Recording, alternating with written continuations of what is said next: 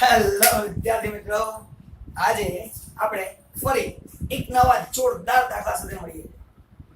Chapter તો એ જ છે એકાઉન્ટનું, નિવૃત્તિ અને મૃત્યુ, પણ ઉદાહરણ નંબર 22 જેમાં કંઈક નાનું નાનું નવું આવે છે અને નવું આવે એટલે આપણને આવડી જાય એવું કંઈક કરીએ, મજા આવી. ચાલો સ્ટાર્ટ કરીએ છે. ઉદાહરણ 22. ટાઈમ બગાડ્યા વગર ફટાફટ દાખલો ગણી નાખીએ.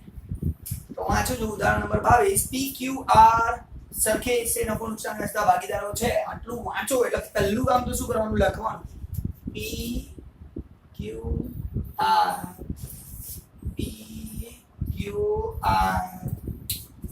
સરખે સે વહેંચી લેતા ભાગીદારો છે.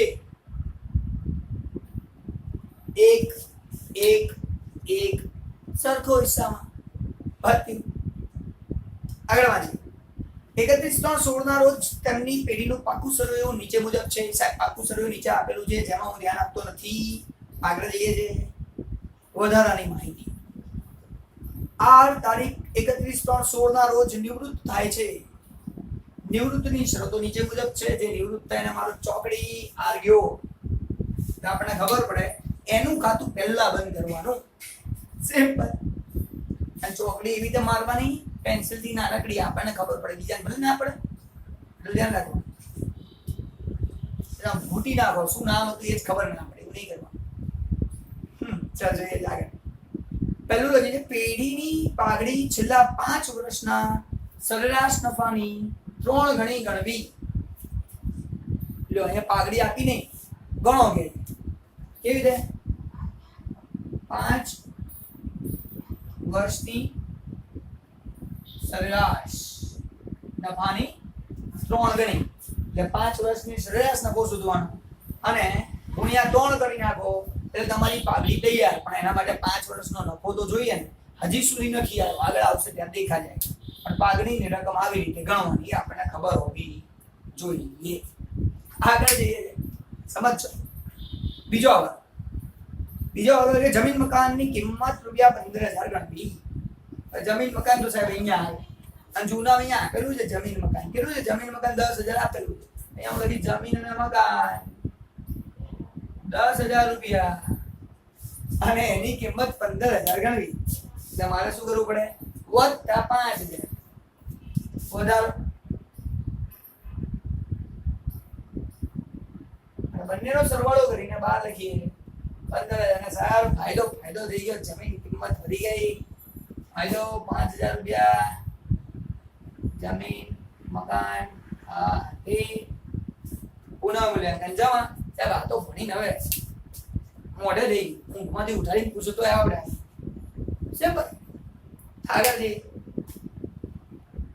એક્સ લિમિટેડના શેરની બજાર કિંમત 1200 છે.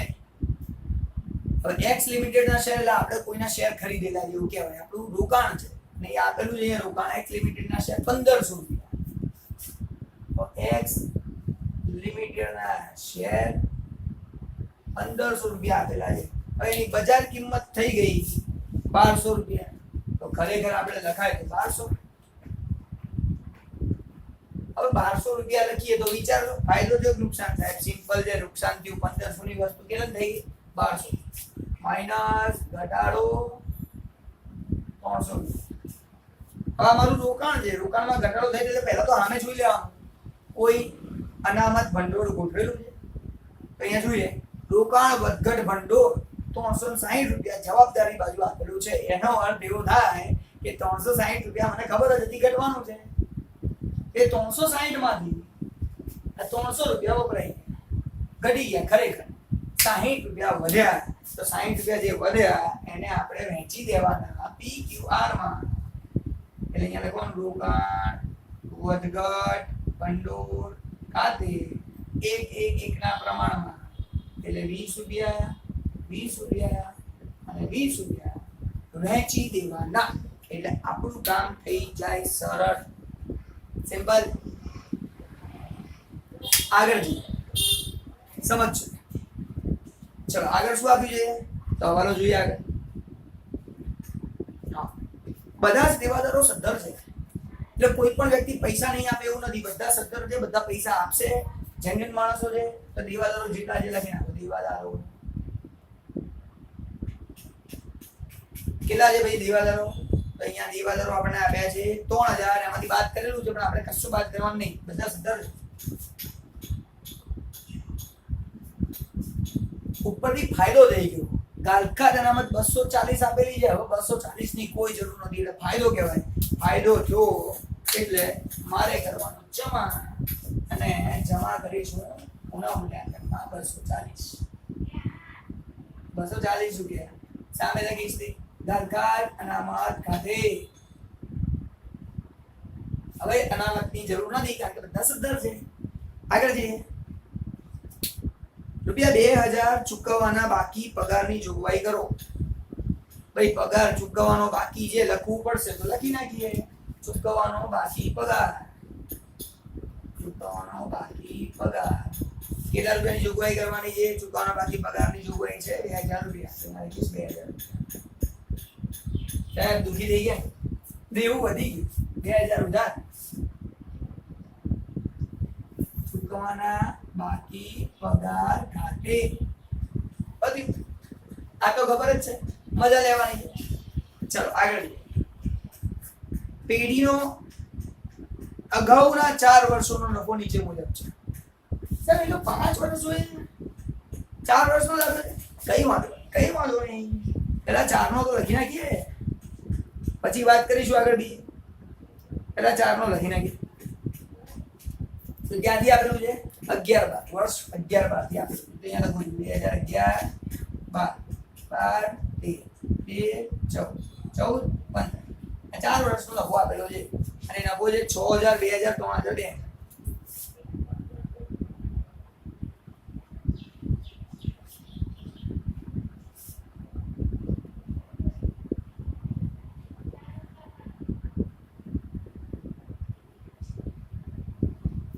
6000, 2000, 3000, 2000 સરવાળો કરીએ. અચ્છા સરવાળો ક્યાં કરીએ? 4 જ વર્ષ છે, 5 વર્ષ જોઈએ છે. હાશ લોચા થઈ કશું લોચા નથી. આપણું આજે પાકું શરૂ આપણે બધું બનાવીએ છીએ પુનઃ મૂલ્યાંકન, એ 15-16 વર્ષનું છે કે નહીં? 2016 સુધીનું આપેલું છે. તો 2016 સુધીના પાકા સરિયાની અંદર નફા નુકસાન ખાતાની બાકી આપી છે 3000 રૂપિયા. તો 3000 અહીંયા લખવું પડશે. 15-16 નો નફો ક્યાંથી લીધો? પાક્કા સરવૈયામાંથી. આપણા પાક્કા સરિયામાં આપેલું છે, પણ યાદ રાખવાનું છે ખાસ, આપણા પાક્કા સરિયામાં મિલકત બાજુ આપેલું છે, એનો મતલબ કે આ નુકસાન છે, નફો નથી થયો આ વર્ષે. તો આપણે એને કરીશું કૌંસ, કારણ કે નુકસાન છે. નુકસાન હોય તો મિલકત લેણા બાજુ હોય, નફો હોય તો મૂડી દેવા બાજુ હોય.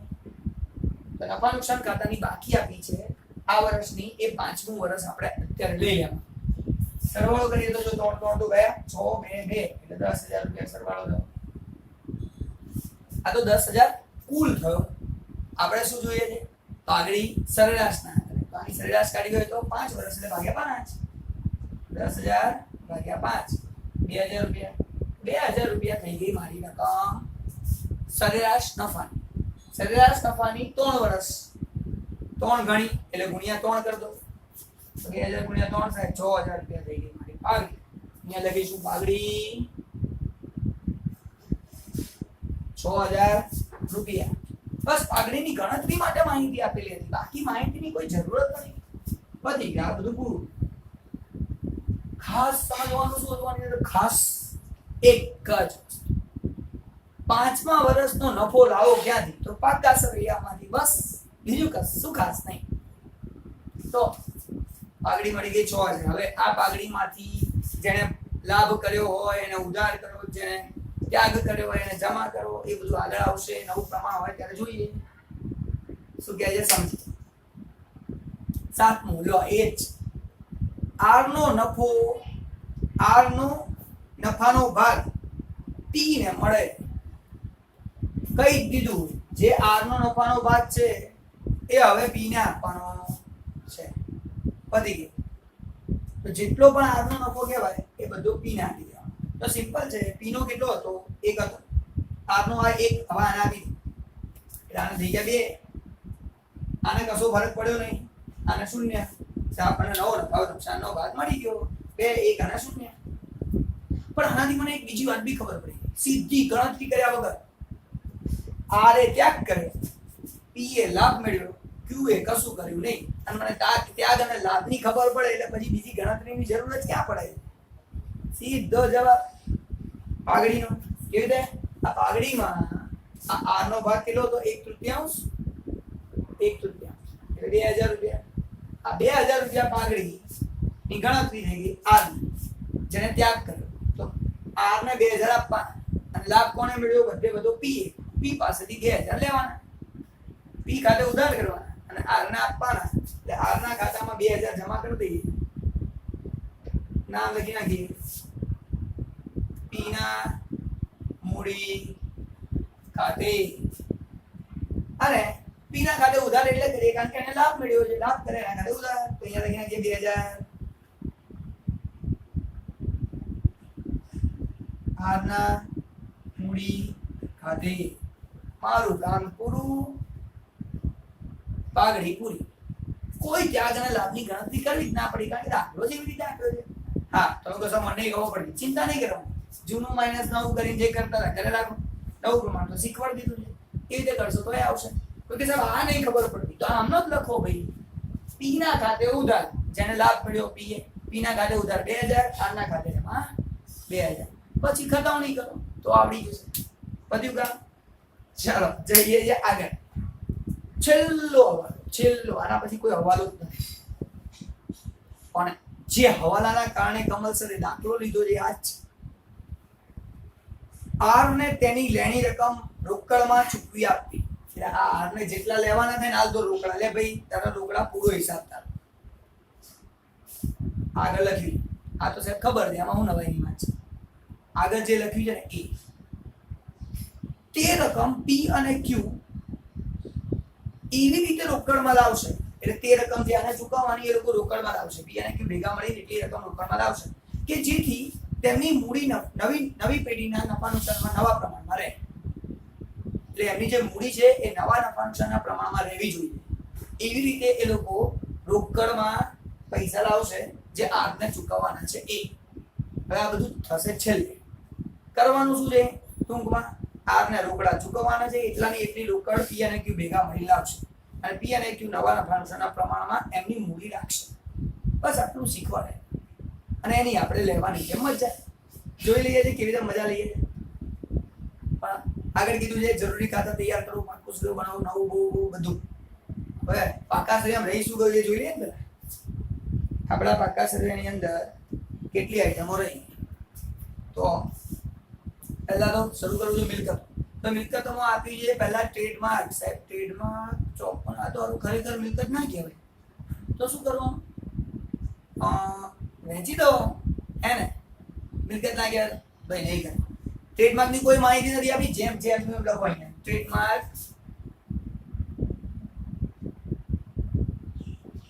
ના કેટલા રૂપિયા છે ભાઈ? ટ્રેડમાર્ક હા 5400 રૂપિયા લખી નાખવાનું, જેમ છે એમને 5400.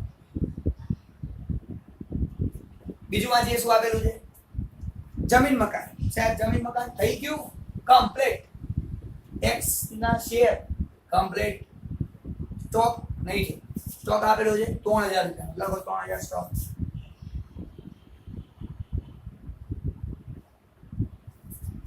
પછી દેવાદારો થઈ ગયા. પછી રોકડ અને બેંક. સાહેબ બાકી આગળ આવ્યા, રોકડ ખાતામાં લખવું પડશે. રોકડમાં ઉધાર બાજુ બાકી આગળ લાવ્યા 1500 રૂપિયા રકમ આપણને આપેલી છે.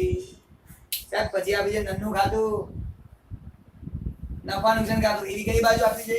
મિલકત લેણા બાજુ. વેચી દો નફા નુકસાન ખાતું. કેટલા રૂપિયા આપેલું છે? 3000. એટલે 1000 રૂપિયા વેચવાના. 1000 આ નફા નુકસાન ખાતાની વેચણી આપણે કરી. હવે અમુક છોકરાઓ પાછા મને કહે સાહેબ આ નફા નુકસાન ખાતાનું તમે ઓલામ લીધું હતું ને પાઘડી વખતે, અહીંયા ફરી લેવાનું? અલા પહેલા એ તો ખાલી નફો ગણવાનો હતો સરેરાશ માટે, એ વેચ્યો તો કે એવું કશું નહોતું ભાઈ. આ તો વેચણી કરવાની તો કરવાની જ છે, આમાં કશો તફાવત નથી. એ થઈ ગયું આપણું કામ મિલકતનો કુલ. હવે એ મૂડી દેવા બાજુ જવાબદારી પાડી. એમાં પાછું પહેલા જ આપી છે મૂડી PQR. બાકી આગળ લખો અહીંયા બાકી આગળ લાવ્યા અને મૂડી છે 9000 6000 આની છે 9000 આની છે 6000 આની પણ છે 6000 તો મૂડીનું કામ પતી ગયું બાકી આગળ લાવ્યા 7 બીજું છે સામાન્ય અનામત વેચી દો ભાઈ બધા વેચી દો 1200 રૂપિયા આપેલી છે સામાન્ય અનામત 1200 ને વેચવું હોય તો 4 4 4 4 તરી 12 સરખા પ્રમાણમાં કીધું છે વેચી માં 400 400 4 આમ પૂરું ચાલ રોકાણ વધઘટ ભંડોળ સાહેબ એનો હિસાબ થઈ ગયો તો 360 આપે છે 300 રૂપિયા ઘટ્યા 60 રૂપિયા વધ્યા વેચી માં કામ પૂરું લેણદારો જેમ જેમ લખો 4000 ના લેણદાર 4600 રૂપિયા ના લેણદાર 4600 લખવાના બસ સાહેબ દાખલો પૂરો ના છેલ્લું આના પૈસા ચૂકવવાના અને નવું રાખવાનું સાહેબ આ બધું શું છે ચિંતા ના કરશો એકદમ સહેલું પહેલા આપણે અહીંથી ખાતું બંધ કરવાનું શરૂ કરીએ ખબર પડી જશે આનો સરવાળો 5240 5240 આ 5240 માંથી 2000 જવાબ એટલે 3240 થાય એટલે 3240 એ આપણને રકમ મળી પુનઃ મૂલ્યાંકન ખાતાની અને એને આપણે વેચી દઈશું ત્રણેયમાં સરખા પ્રમાણમાં 10 80 10 80 10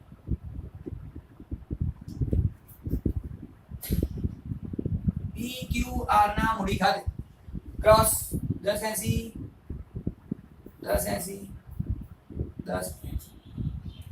નામ લખવાનું પુનઃ મૂલ્યાંકન ખાતે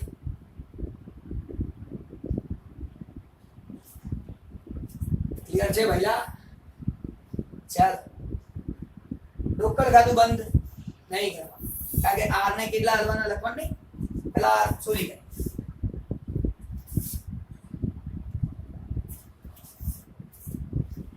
6000 6 ને 2 8000 8 ને 9000 9000 અને 500 રૂપિયા થાય સિમ્પલ છે વધારે ક્યાં ગઈ છે 9500 લખી નાખી અહીંયા લખી નાખી 9500 1000 બાદ કરી દઈએ 8500 આટલી રકમ ચૂકવી લો રોકડ ખાતે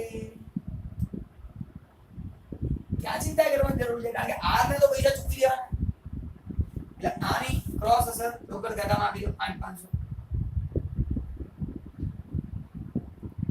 આના મૂડી હવે ખાસ જેટલી રકમ 8500 રૂપિયા અને ચૂકવવાની છે એટલી ને એટલી રકમ આ P અને Q લાવશો તે લખી નાખો ભાઈ મૂડી P અને Q ની મૂડી 8500 એ આ લોકોએ લાવવાની છે એક તો આ મૂડી લાવવાની બીજી કેટલી મૂડી રાખવાની એ તો અહીંયા ખબર પડશે આ કરીએ સરવાળો અહીંયા બાદ કરીએ એટલે ખબર પડે અહીંયા કેટલી રાખવાની એ બી આપણે શોધી કાઢીએ શોધવાની ખરી 9000 10000 10500 અહીંનો સરવાળો 10500 અહીંયા 6000 7000 7500 આનો સરવાળો 7500 અહીંયા કે 10500 7500 આ 10500 માંથી 3000 જાય એટલે 7500 આ થઈ બાકી આ 7500 માંથી 1000 જાય એટલે 6500 આ થઈ બાકી આને સામાન્ય રીતે આપણે કહીએ બાકી આગળ લઈ ગયા પણ એ નથી કરવાનું કેમ કારણ કે આ લોકોએ કીધું છે કે આ જે છે ને એને નવા પ્રમાણમાં રાખો એમ તો કઈ વાંધો નહીં આ મૂડી છે લાવવાની છે આ બે બી અહીંયા લખી નાખો P અને Q 7500 6500 આટલી મૂડી આ લોકોએ લાવવાની છે સિમ્પલ ટોટલ રાખવાની છે આ બે તો છે પણ રાખવાની છે નવા પ્રમાણ સારો સરવાળો કરી દઈએ આપણે અને સીધું લખી નાખીએ બધું ગણતરી કરીને ટોટલ 22500 આવશે અને આ 22500 નહીં નવા નફા નુકસાનના પ્રમાણમાં રાખો નવું નફા નુકસાનનું પ્રમાણ છે 2 અને 1 અને 2 અને 1 ના પ્રમાણમાં વહેંચી મારો એટલે જવાબ આવશે 15000 અને 7500 કોઈને વેચતા ના આવડે તો મારા પહેલાના બધા લેક્ચરો જુઓ એમાં શીખવાડ્યું છે સારી રીતે કે 2 અને 1 ના પ્રમાણમાં કેવી રીતે વેચવું સાહેબ આને કહેવાય બા લઈ ગયા. આપણે આ નહીં લખવાનું બા લઈ ગયા, આપણે આ રકમ લખવાની બાકી આગળ લઈ ગયા 15,000 ખાસ વસ્તુ આ સમજવાની હતી. ચાલો હવે આગળ વાત કરીએ છીએ બીજી. તો ખાતું તો બંધ કર્યું હતું પણ ખાલી લખવા માટે, લખવા ખાતરા શોધવા માટે. હવે બંધ નથી કર્યું. જો બંને બાજુ સરવાળો ના થાય, અહીંનો સરવાળો જો 15,000 16,000 17,000 18,000 થાય. આ તો 10,500 જ છે. 18,000 આ બાજુનો સરવાળો 10,500. આ 18,000 માંથી 10,500 બાદ કરીને અહીંયા 18 લખો. 10,000 બાદ કરો એટલે 8,000. 8,000 માંથી 500 બાદ કરો એટલે 7,500. અહીંયા રહેશે 7,500 બાકી. એવી રીતે અહીંનો સરવાળો કરો એટલે 8,500 થાય. તો અહીંયા 8,500, અહીંયા આવી 8,500. એમાંથી 7,500 બાદ કરો એટલે 1,000. આની સામે લખવાનું રોકડ ખાતું. આપણને કીધું છે રોકડ લાવશે, લાવી દીધી ભાઈ, રોકડ આવી ગઈ આપણી, પતી ગયું કામ. આની બીજી અસર આપવાની અહીંયા 7,500 1,000 કુલ 8,500 પી અને ક્યુ ના કરે. જેટલા 8,500 એને આપ્યા એટલા આ લોકો લાયા. તો ખાતું બંધ કરીએ. 8 9 10,000 અહીંયા પર લખો 10,000, અહીંયા લખો 8,500 12 એટલે 1,500. બા લઈ ગયા. ઉધાર બાજુ ઉધાર અહીંયા છે તો અહીંયા લખો રોકડ બેંક 1,500. આ બાકી આગળ લઈ ગયા અહીંયા લાવો 15,000 7,500 કુલ રકમ 22,500 પી અને ક્યુ ના મૂડી ખાતે. એટલે આપણું કામ 100% પૂરો. બંને બાજુનો સરવાળો કરો, સરખો જ થવો જોઈએ. ના થાય આપણી ક્યાંક ભૂલ છે. સિમ્પલ. હજુ આ 22,000 છે, 23 24 ને 4 28 29,100 રૂપિયા અહીંયા આવે. અહીંનો જવાબ એ 29,100 આવે. 15,000 16,000 17,000 19 ને 5 24 24 ને 3 27 27 ને 28 28 આ બંને 29,100 પતી ગયું છે. 100% ક્લિયર. બંને બાજુનો સરવાળો ટેલી. એટલે આપણો દાખલો 100% ક્લિયર. દાખલામાં સાહેબ નવું શું હતું? બધું આવડતું હતું. એક જ વસ્તુ નવી છે યાર. નવું રાખો તો નવું આ રીતે રાખી દેવાનું. ઓલા લાગવા માટે લાવવાના તો રાઈ જાય. આપણે એના ભેગા આટલા થયા, કુલ આટલા નવા પ્રમાણમાં વેચો. દાખલો પૂરો. દાખલો સાચો. 8 માર્ક આપણા ખિસ્સા. મળીએ નેક્સ્ટ લેક્ચરમાં ફરી જોરદાર નવા ટોપિક સાથે. એક જ ટોપિક નવો છે, બાકી બધું તો જૂનું રહેશે. બાય.